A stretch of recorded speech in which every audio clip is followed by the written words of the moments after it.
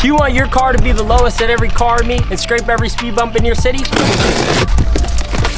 All you need is $250 and you can get these BOF coilovers off eBay.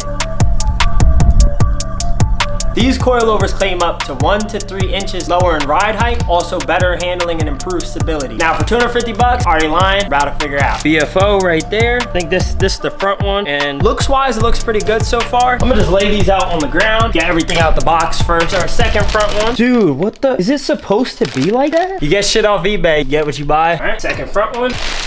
Then we got our rear ones. Rear ones are like a lot smaller for some reason, but they look pretty cool.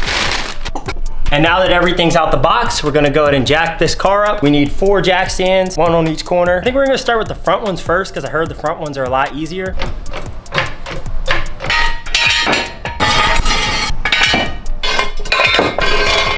Now the whole car is jacked up. Time to take these wheels off. Gotta grab my favorite 1/2-inch impact. Y'all ever seen like the F1 pit crew and shit? I could beat their time. Now let me just secure my nuts safely. There we go. Always put your wheel under the car just in case the jacks fail. You never know, especially with Harbor Freight equipment. I know how to do this. What you wanna do is you wanna take this off, right? This is your tie rod right here. You're gonna take this off. You gotta take the cotter pin out first though. Then you wanna take this brake line shit off. And then you wanna take these 2 bolts off right here and take these 3 bolts off at the top. There you go. Cotter pins out. Pin. The fuck? Oh my, dude, that shit came off in seconds. But it's stuck in, oh my gosh, this looks toast. So after a long 30 minutes of just whacking this thing, my brother decided to grab a pry bar and pry it up at the same time while I hit it, and the thing popped right out. Why the fuck would you use a swivel with a fucking flex head ratchet? That's just some of the dumbest shit I've ever seen in my life.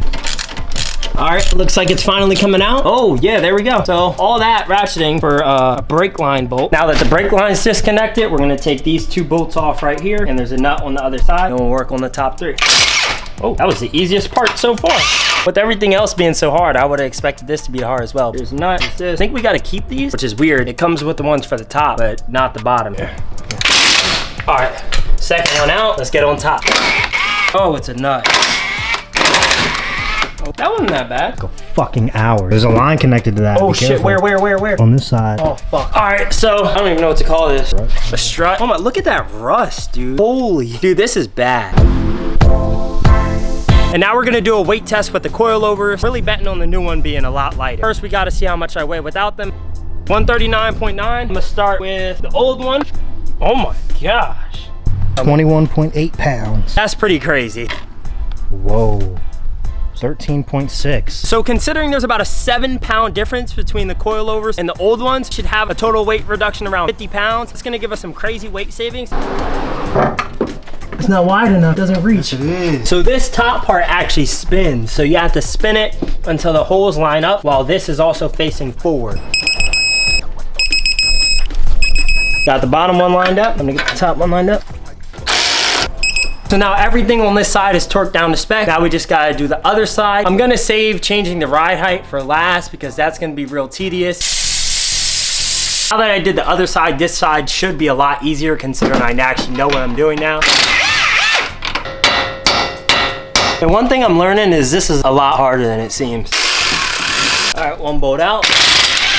Now we're getting the top 3 bolts and this one's gonna be out. Second one's out. This one's actually worse than the other one. This one's super rusted. After a few tricks of mine, I finally got it on there and lined up.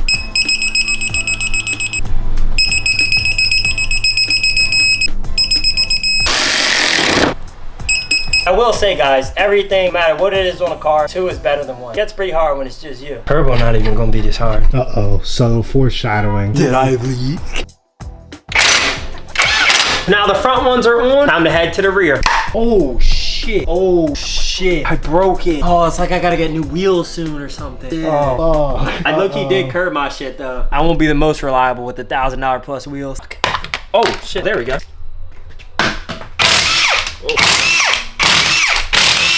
Y'all nuts usually fall all around the place. Wheels kind of stuck on there, so we're just gonna whack over the fucking pry bar.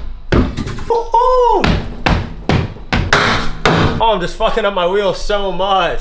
I'm looking at how to get this rear one off. Looking like a real tight space, but no problem for me. I'm good at getting in tight spaces. For this one, there's only 1 at the bottom and 2 at the top, so shouldn't be that hard. We didn't lube you up. I meant the bolt. Come on, what the fuck's wrong with you, bro? We didn't lube it. Did not, dude. Yeah, reach real deep in there. You want help? You want me to reach in deep at the same time as you? I'm switching to the impact. The ratchet ain't gonna be powerful enough. Oh my gosh, it actually worked. Oh. All right, first nut out. Second nut out, now it's time to pull it out. Ooh, 1 hit and it came right out. Honestly, the rear ones aren't as bad as people try to make it. It's just 3 bolts, like I said, 1 at the bottom, 2 at the top. Hit it with a hammer, it comes right out. But once again, the rear ones are rusty as well. It was really time to swap these out. Was able to get this one in, but now I just gotta put the 2 nuts in at the top and get this bottom bolt lined up with this hole, and we'll do the other side. Reach back in there, get your nut all deep. Now they all like that work with my finger. I'm starting to wonder, is the VTEC getting them wet or my finger? All right, both nuts in, time to torque those down to spec. Really get Got tired of using hand tools, so now we got the power ratchet. After lots of prying and hammering, finally got this bottom one lined up. Now I just gotta torque it to spec. So we ran out of lube, so we're just gonna use some brake cleaner, even though I really love the lube. Now that bottom one's out, time to get the top two. Yes, finally got it loosened. Second nut out, just had to climb a little bit through the back door. I meant trunk. Now it's time to pull our last one out. I hate this part, bro. I don't like pulling out. Dude, come. Now I'm just gonna whack it with my brother's hammer. These shocks will be for sale on Facebook Marketplace. Fairly used garage cap. Now we're just putting the last big piece in. And then once you got that in the holes, you wanna start with the 2 top nuts first, then put the bottom bolt in. And now we gotta slide this bottom one through. And honestly, that's the hardest part because you have to line up the holes of this coilover with the holes of this control arm. So now all 4 are in, and honestly, they're looking pretty sexy. Just gotta put these wheels on and we'll chop it right down. What's your nut pattern? Holy shit!